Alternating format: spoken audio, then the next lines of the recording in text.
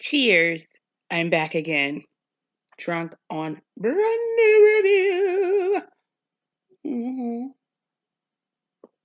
I like that double chin. I don't like that. Make my bones show, please. So I have literally just came back from watching Queen and Slim, and I have some thoughts. I started to review, or I guess listen to reviews before I actually saw the movie, and there was mixed reviews. I was like, this movie has to be fire, cuz. It has to be fire. And I guess it wasn't for a lot of people. So I was like, let me go ahead and book my ticket. I still have one more day before I need to go back to work from Thanksgiving weekend. And let me go see what this movie's about. Let me see why some people love it, some people hate it, some people are in between. Let's get into it. And so my review is going to go as such. I'm going to try to understand this whole editing video software. If I don't, you're just going to get me diarrhea of the mouth, and we're just going to flow with it. So this is a spoiler alert. If you have not watched it, click off, go somewhere else. I'm not going to go ahead and try to reframe what I'm saying. I am going to go ahead and let it all out. So if you haven't seen it, please click off, come back when you are done, and then go ahead and join me in the comments and let me know what you thought about the movie. Can I just say that I really like Daniel? You know what I'm saying? Like, he's my type. And I've loved him since Black Mirror. Those of you who are Black Mirror fans know which episode I'm talking about, when he was on the bicycle, okay? And it was like the American Idol thing going on, and he gave all his points for this girl. And then at that end, that monologue scene had me in tears. I was like, who is this dude? Who is he? Okay. His acting is everything. And I love the melanin. You know what I mean? My friends know I love me some dark skinned men. I have a colorism issue. I know we'll get into that in another video, but I do love me. Ooh, did you hear that? Ooh. Mm-mm-mm. I do love me some dark skin, man. That's my shit. Okay. Sweet weakness. Okay. Definitely with an accent, not from America. Oh my God. Oh, work on me, pray on me. Thank you. Okay. Give your hands out. Get your hands out for me. Okay. I'm trying to work on it. Okay. My friend, oh, dissertation on my colorist issues. You know, it's just the same as if a light skinned person was like, I don't like light skinned people. And I'd be like, what the fuck? What? The fuck you mean? Because I really don't consider myself in any way, shape, or form outside of the dark melanin category. I'm with them all the way. And my friends, like some other friends of mine, was like, no, no, no, boo boo. You may be caramel at best, but you're not with us. I was like, oh, so we fighting today. Oh, we fighting today. I guess I'm losing friends today. I got my bottle ready. Listen, I will cut. Oh, you guys know what? Before I get started on my review, so excited to announce my taser is on its way. Oop. And my pocket knife is on its way. It's coming, cuz. Yo, this human trafficking shit ain't no motherfucking joke. I went through a whole thing before Thanksgiving on YouTube, watching videos, reading articles, and I'm paranoid as fuck now. Okay, beside my apartment shenanigans, which I'll get to in another video where they left my shit open. Okay, I had to run up on them niggas. You know what I'm saying? I want to get legal with them, but because I have degrees in these things, I knew I didn't really have a case, so I'm not going to spend $1,000 and lose it. But just to let you guys know, I got my taser in the mail, and my pocket knife is on its way. Brandy gonna be ready for her 35th birthday. Come January, Capricorn's in the building. Okay. I'm just excited for 35. Not really, but really I am. I don't know. I'm in between. There's a lot of mixed emotions. I just want to say also, before I get into the review, the previews had me in my tears. Okay. I was definitely in my feelings. There were a couple of love movies and I was just bawling. And I was like, I'm a Capricorn. I'm whore. We don't do this shit. We don't be crying like this. This is what cancers do. No shade, but a little bit. Pisces, y'all sensitive ones out there. Y'all be crying all the time. I don't have time. But I was I was a little bit shaken up. You know what I'm saying? I was like, what's going on with me? What's going on? I ain't pregnant. I got IUD. Brandy ain't never gonna be that. Brandy got birth control. Okay. Forever. Till this is done. Till this is a ring is there. You understand what I'm saying? So I was just crying a lot. I was like, oh my God. So that's where we're gonna get into the review of this movie. And it made me cry a little bit more. And I was like, I wanted to be empowered. I wanted to love this movie so bad. And I can't say that I loved it. I'm hoping you guys that are not trying to spoil your experience have clicked off by this point. I love it. I like the movie, but I have critiques on a number of things.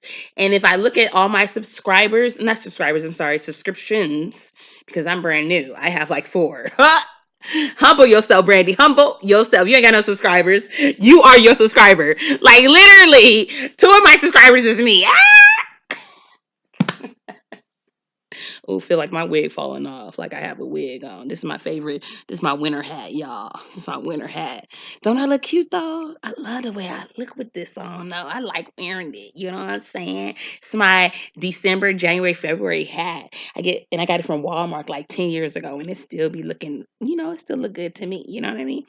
But yeah, I was starting to watch reviews from my subscriptions, and I'm listening to them before I saw the movie. And I was like, damn, they not really feeling it. Like they got a lot of critique. And I was like, let me cut it off. Let me cut it off. Let me make sure I go watch it, get my own review, figure out how I felt about it, and then go ahead and watch them after the fact. So that is what we are here to do. So let me go ahead and get in my notes. I just kind of took notes throughout the entire movie in order of the movie, of what I saw, what I gathered from it, what I was trying to obtain from how the buildup of the story was going to go, the flow of the journey, and the end, which I didn't like. I just want to tell you guys I didn't like it. Tears were flowing and I was upset. So let's get into it. So Queen and Slim movie review. Miss Queen, the black girl at the diner. Very uppity, very I'm better than everybody. I picked you because I just didn't want to be alone. I want somebody to meet dinner kind of attitude. I didn't really like that. It was a turn off. Kind of like snooty in a way. Like, why'd you bring me to this diner, not Ruth Chris? Okay, like I need more than this for who I am. But you knew who you were when you swiped right on that nigga and then responded to his messages in Tinder. You should have asked a little bit of questions. Where he work at, what he do, what his educational level is for you to be this uppity. I'm gonna need you to figure that out. Anybody that's been on the dating scene know how the online dating go. And if you're an attorney and you're dating someone that works at Costco, you should have known that before you went to the diner. So obviously I didn't understand that part. That was a little bit weird for someone that's been on and off of online dating for years. You ask those questions beforehand. If you're going to be that uppity and that put off, what is that called? What's that word? Put off ish. I don't know whatever. You shouldn't even wasted his time. Like why? And then question him on because he got over easy eggs instead of scrambled eggs. If he didn't have a problem with it, why the fuck you got a problem with it? It's going in his mouth, not yours. So I was just turned off by that altogether, and I was just like, the fact that she took his phone in the car and was like, I'm gonna just find it. You don't know this dude at all. Like, you don't know his situation. You don't know what's going on in his life. That was definitely not okay. Okay, you are not his girl. Please put the phone down. And you're the reason why y'all swerved anyway, because he tried to get it back from you. So that's one of my concerns. My eyes are blue. Ooh, should I get blue contacts? Ooh, does it look right? No? Let me go here. Does it look right? I look like a robot. Okay. He's very passive, nice guy. He gives an example of when he works at Costco, how one of the waitresses always comes in there, doesn't have enough money, doesn't have her Costco card. He actually uses his card so she can get the discount. And so it shows his character and how he walks through life. I love that. But you also see the differences, the opposites in them and how they go into the world, okay? And who is a more likable character than the guy, all right?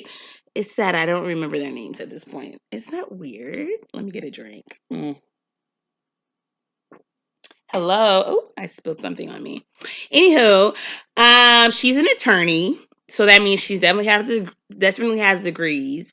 Has been through some shit, worked her ass off to be where she's at.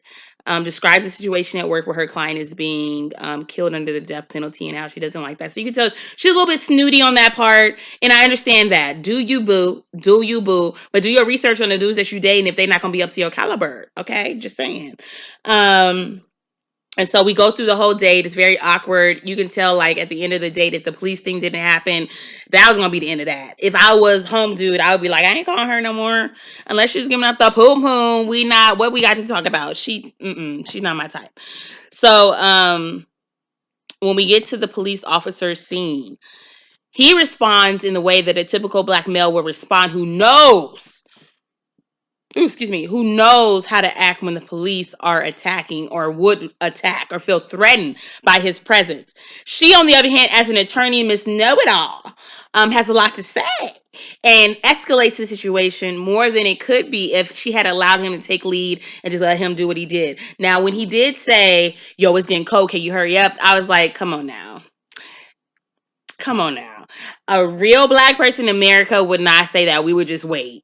Like, we already know they on edge because we of the color of our skin. Why the fuck would we raise the roof because you're taking too long to look through my trunk? He's already on edge because it's two black people, period, in a car, and we're two against one.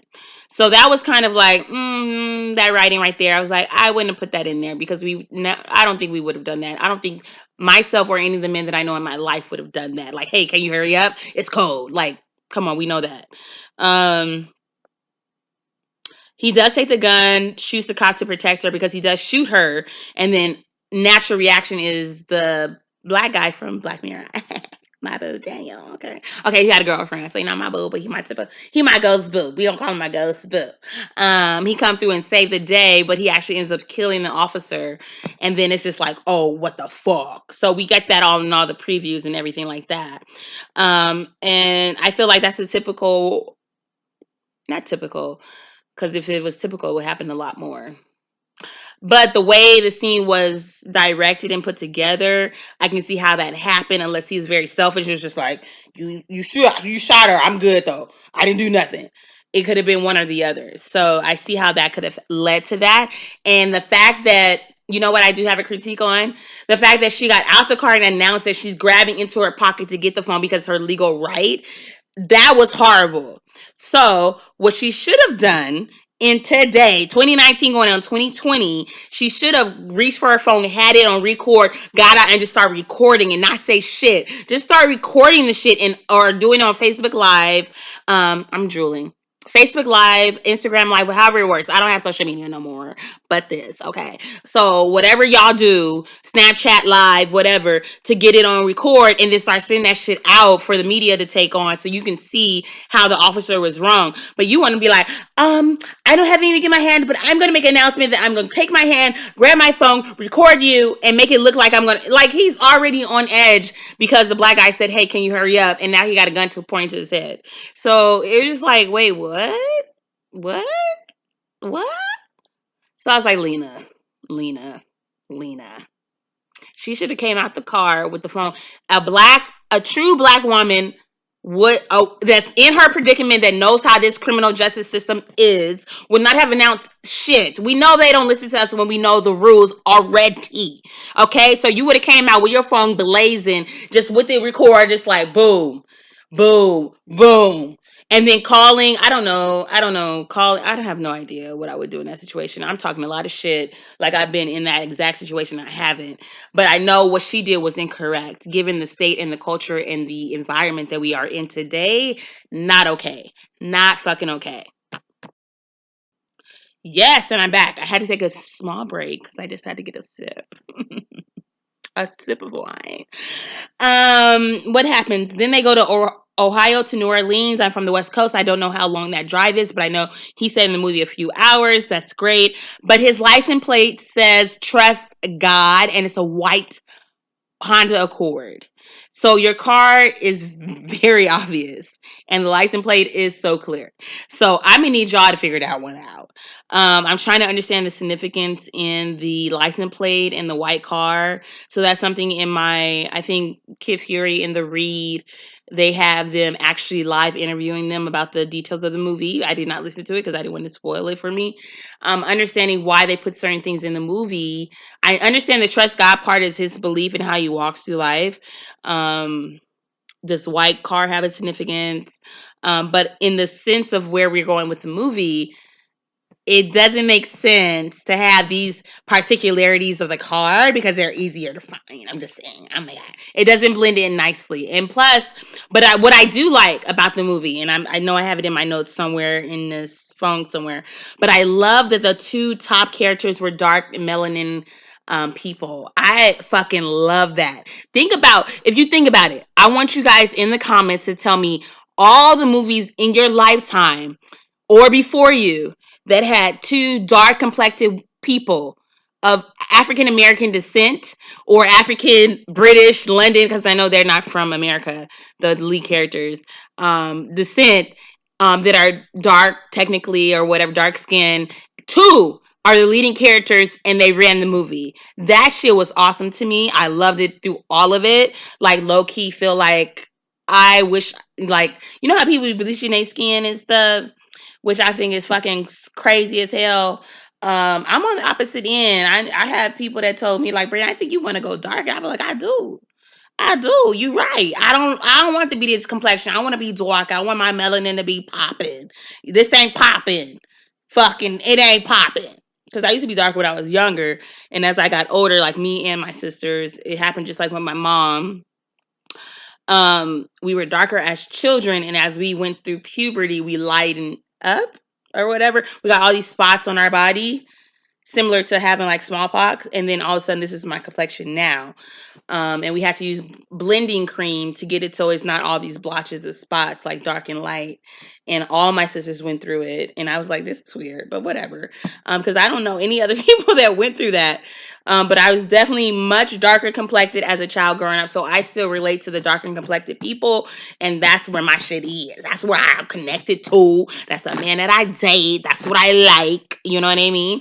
And so I really love that about the movie. I really loved it because I couldn't remember any movie where there was two dark complected people running the movie as opposed to one dark, one super light or mixed or something exotic. So I really like that. I really like the Marvin Sapp song. I was singing in the movie theater. I was like, that's my song. That's my song when I'm going through it, y'all. I can't remember the title right now, but you know, Marvin Sapp. His hot hits. Think of one of his hot hits. That's the song that was playing. Um, She's annoying uptight. No family, no friends. Yeah, I kind of spoke on this earlier. She's annoying and kind of uptight, but we also see throughout the movie that she has no family, no friends, and why that is, and that is why her personality sucks. Okay, I'm just saying. Because her personality is like, damn, like I understand why you single, but why am I single? Because I am fine. I just want to know. It's just crazy. So I don't want to compare. I don't want to compare, but she's annoying and uptight. And I was like, you need to loosen up. But of course, I was started listening to people's reviews before I was supposed to, and someone said she fits the narrative of the angry black woman. I was like, oh, you are so right. You are so right. That's probably why I didn't like it, because we're not all like that. We don't always have an attitude. We're not always making it hard for everybody that interacts with us. We always are not put off, guarded, and all that stuff. In certain situations, yes, there are certain things where we have to be that way, but overall, no. There's a lot of diversity within us. We're not monolithic. Hitchhiking. And then finding out that it's a sheriff and takes him hostage. That whole dynamic was very weird to me. When they found out that he was a sheriff and they got to the gas station, I don't know why they ain't got the car and start running or just take the car over and run away. Like, what? Like, hitchhiking, period. Black people don't hitchhike. So that part I was kind of like, will we do that? I don't know in this situation. I don't really know. Like, I would. And then the sheriff not picking up on their agitated state. He did like mentioned, like, you guys are kind of jumpy, but he was just still chilling until he heard it on the news scan or the radio scan that a black man and black woman killed an officer. Then he was like, oh, I'm with them. And I was just like, you did what? You just hear about it now? It's weird. I don't know. That part was kind of like, I don't know. She's an educator, knows how the game works, and he's just complacent because he knows how to survive. So I kind of touched on that already. One thing that I thought was interesting that I notated throughout the movie was he said, why do black people feel the need to be excellent? Why can't we just be ourselves? And that's just a question that I posed out to you guys. Why do we feel the need to be excellent in everything that we do? Because I have been taught, and I also execute. Did you hear that? I slurred a little bit. I'm all right. Why do black people feel the need to be excellent, and can't be? Look at this, and can't be themselves? I lived a life like that. I felt like, okay, if y'all giving 100%, I got to give 200 in everything that I do when I'm in an open space, open environment, in school, at work, and that's still to this day how I operate. And so I wrote that question down because it's just a question that I want to pose to our audience, our community, is that we feel this pressure to be excellent and not just be ourselves. And that goes with code switching, um, having to change yourself and make others feel comfortable and not be who you are because you feel like you have to live up to their standards, which may not be our standards, but just so you can fit in. And I thought that question was really relevant. Something else was significant is she doesn't believe in God. She wanted to turn off Marvin Sapp. Like, but girl, this song is banging. What you mean turn off the noise? Girl, bye. I was like, that's a problem.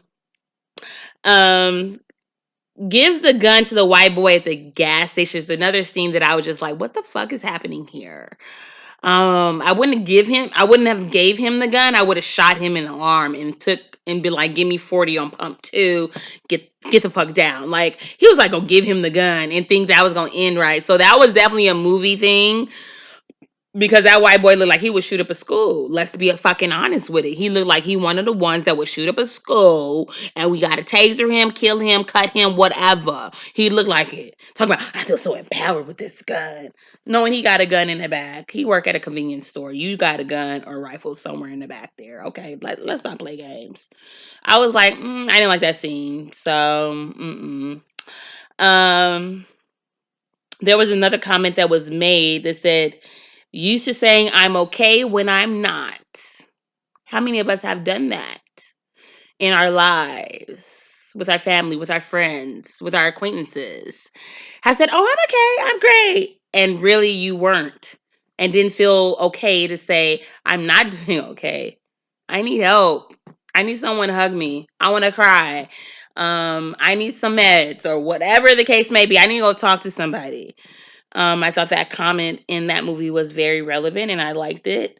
The uncle part, super good. The guy that played the uncle, he's super good in all his movies. Interesting relationship with the uncle. I thought automatically because of the dynamic of the culture of the world, I was like, uncle, he molested her. No, he killed her mom. And so she's like, you owe me. But she also said that coming back from Afghanistan is what made him so aggressive and angry in the way he is now. And I find that interesting because of the last few men that I've dated have been veterans or in service, active participants, and the PTSD is real. And she said that about him, I thought about them, and I was like, that is completely correct. The things that they see overseas is something that we cannot even fathom. And then they come back here and they're trying to survive a life as a normal person given what they've seen. They've seen heads blown off, friends of theirs they acquainted with, they got connected with, know about their family, see the lens broken, like everything. Like you do, like what the fuck? Like think about your best friend, your wife, your child, and then one day you guys are like kee, kee, kee, kee, kee, kee, and the next day boom boom boom boom, and you see their head blown off or their arm broken off and their leg, like, and then you got to go back home and be like everything's coochie, not coochie, I'm sorry, Gucci. Gucci. So they're dealing with all of this. So I was like, you know what, I can see that how serving in the army can really, really take some things over the edge. Braids to Fades, loved it. Um, he said, I don't believe in luck. I believe everything is destined. I'm also a believer in that. Some people believe in luck, but I do feel like everything is destined by him. He creates and directs our path, and we go where we go. We make the choices that he already knows we're going to make. That's going to give us a test of time to be our testimony, to fight through these hurdles and boundaries in order to get further in life. And it's either we make it or we don't. So I also don't believe in luck. So I wrote that one down. The go dancing scene in the midst of all this getting away as a second date, that was just for the movie. I'm just gonna put that as a movie extra and not something that people would really do. Like, if I was in a situation, I would not have any time or energy or likeness to dance. I love to dance. Okay, all my friends and family know if I can quit my job tomorrow and go dance for life and make the same amount of money, I would do it. But it's a whole different industry. It's a whole different world, creative world. I haven't trained and built my technique up in years. It's kind of like spotty, so I'm not going to do it. And my job is just too good. But dancing is my life. But I would not do it, or not, or I guess also, I wouldn't do it if I was in their situation. Why would I go dancing? I understand in the black bar, um, everyone's like, we got you. But in the end of the movie, you understand why you can't even trust your own people. Mm. Hmm. It's gonna be a long video. It's already 26 minutes, minutos. Woo!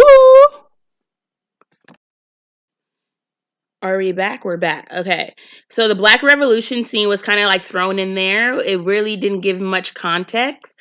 I was trying to see how that started, how it ended, what was the point. That was a little confusing, I'm not gonna lie. The horse riding scene was also confusing. It was a way for her to connect to what her memories were with her mom, but it was just in the wrong time. I mean, and it's a white person's horse. I can tell by the way he's like, "Who's out there on my horse?" He had to jump off and run to the car. It just made them more liable to get caught. I didn't understand that part. I have a note here, empty theater. It was only 3 black women in the theater watching it as of today, Monday, and it came out last week. Wednesday, right? Wednesday, Thursday. And so we, of course, chatted as we exited the movie and had our thoughts, and we were pretty much on the same page with a lot of this stuff I'm telling you guys right now.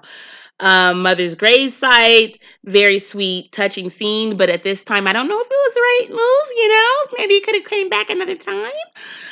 But probably knowing that this is probably be the last time you're ever going to get to the gravesite and you never went before makes sense why you were like, let's stop here and let's just go and say hi to her before we don't know how this is going to end. One thing I did find interesting is the auto shop when the guy took all their money, who knew where they were. He actually had a different view on their actions and wasn't for it, wasn't supportive, but still helped them. And that to me illustrated how the black community is always divided. We are never on the same page or fighting for the same goals, and that's why we are where we are today.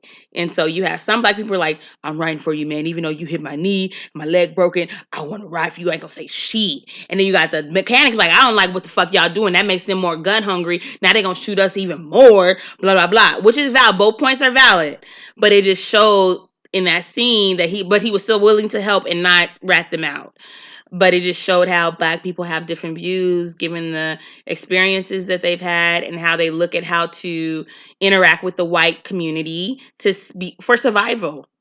Pretty much for survival. And I don't know if it's ever going to be changed. It's so deep rooted, you guys. I don't know how or where it would change. Another thing that was confusing to me is Junior shooting the cop at the rally. The rally, what was that for? It didn't really say like it's for them, so it would make sense like we're fighting for them just because. And then the kid's like going there like, I got it, and then he shoots the cop after the cop is trying to tell him, please son, just go. Like, it's about to get riled up in here and we want you to live. And then he shoots him in the head. And I was just like, okay, so I didn't understand that part, and that made me cry. And I was just like, now his life is done forever, and he didn't need to do that. Like, you don't need to be a martyr for what? Like, Your whole life is ruined. You hear that? I had a bird. Soundtrack is on point. I had to make sure I put that on. Soundtrack is on point. Okay. And so here we get to the last 15 minutes of the movie. All right. Oh my God, this is 29 minutes long. I was really trying to aim for 15. How'd that spill on me? I did that a couple of times. I got holes in my mouth. I got holes in my mouth. I really don't. I really don't. I'm good. I'm clean. Okay, so they go through this whole thing where they meet with a white couple who the white woman, the wife, I didn't trust her for shit. But his hiding places was on point though. Cause when they came and they were hiding under the bed at first, I was like, oh, the squad team ain't gonna look under the bed for y'all. Come on now. And then, of course, when they came look under the bed, there's nothing there because they're under the wood of the bed. I was like, okay, all right. And she like, I can't be down here forever. We gotta go, which makes sense. But I don't know. For me, I would have been like, I'm gonna be here today till they be like the coast is clear, and they come knock on the wood and be like, you can get up. Like I was ready to, I was, I would have been knocked out, like for real, for real. But they ended up meeting up with the guy who has the access to the plane, which is a black guy with the grills. He looks like his breath stinks. I'm just gonna say it. Um, and he hooks them up with a guy that has a plane, and all of a sudden the guy can get the plane in an hour instead of a day, which is really weird and should have been a like a calling for them to be like, the first call said you can get it by tomorrow, and now you can do it in an hour. Doesn't seem right. Doesn't seem logical. Let's figure out how that time frame worked. But they just went with it. And so the black guy smoking weed on the car in the car on the way there. Like, I mean, y'all may want to hit this blunt. Y'all made it with this. If I was y'all, I'd be hitting the blunt like crazy. So they hit the blunt. They're having a good time. They feel like they're about to get away. And then they get to the plane. They get to the tarmac. I don't know the name of it. That is not my industry. I don't know. They get to that lane where the plane is. He pull off, the guy with the grills, and all of a sudden they're walking to the plane hand in hand, and then the police are like police coming in. Boom, boom, boom, boom, boom. And I was just like, no. I thought they were gonna get to Cuba or wherever they were gonna go. And so I was just like sad. And then of course the ending was like a set it off ending. They shoot the girl first. He picks her up.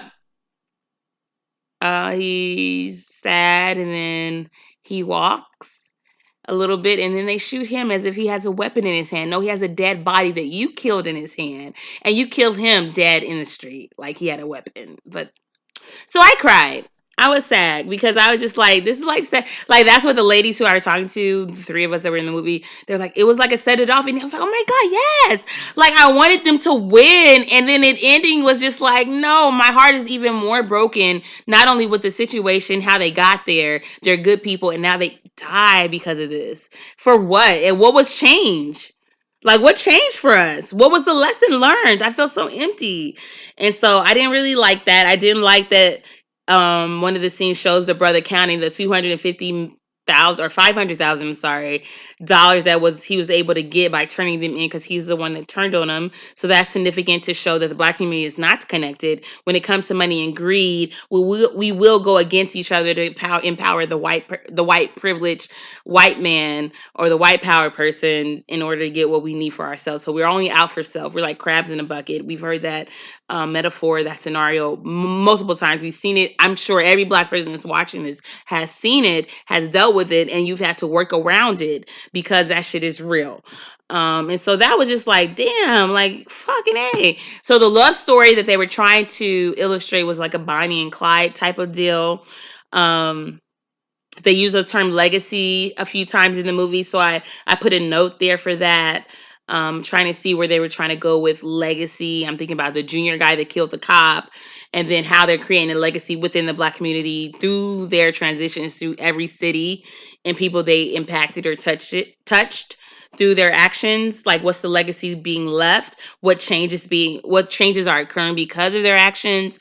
That wasn't very clear, but the word legacy did come up a few times. The impact on their choices made on our community as a whole.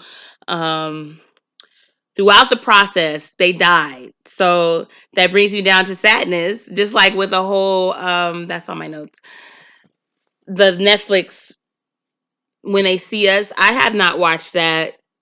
I started to watch the first 10 minutes and just I didn't even wasn't watching. I was like multitasking, doing other stuff, and just listening to how it was going. I was just like, I can't. I gotta turn it off because I'm getting sad. And everyone says the first episode is the one that's gonna kill you.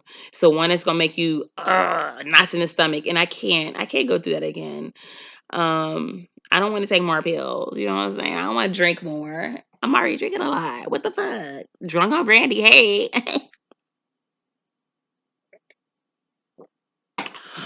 You know what I'm saying? And their ending wasn't that great. Even though they're all alive, they went through some hell in prison for no reason.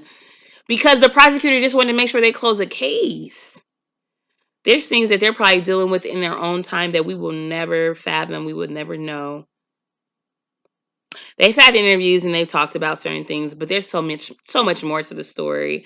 And my heart just breaks for our black men, our black women, our black children. It's just horrendous. So overall, I give the movie like a C plus. I know it's entertainment. So it's not meant to be like, like, I don't know. I just want a different ending. That's why I can't watch Set It Off all the time. When I watch Set It Off, I always cut it off before the end when like Queen Latifah be like, I can't watch that scene. That shit make me cry every time. I'm like, I can't. I want to see her win. I want to see all of them get free instead of just one person, Jada.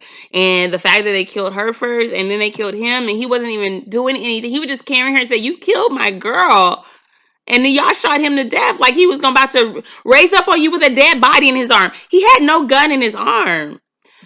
It just made me very sad. Like, we still have no hope. So, one of the things I'm going to do after this, damn, it's about to be 40 minutes long, is now watch some of the reviews and takes on some of my favorite subscriptions I have here.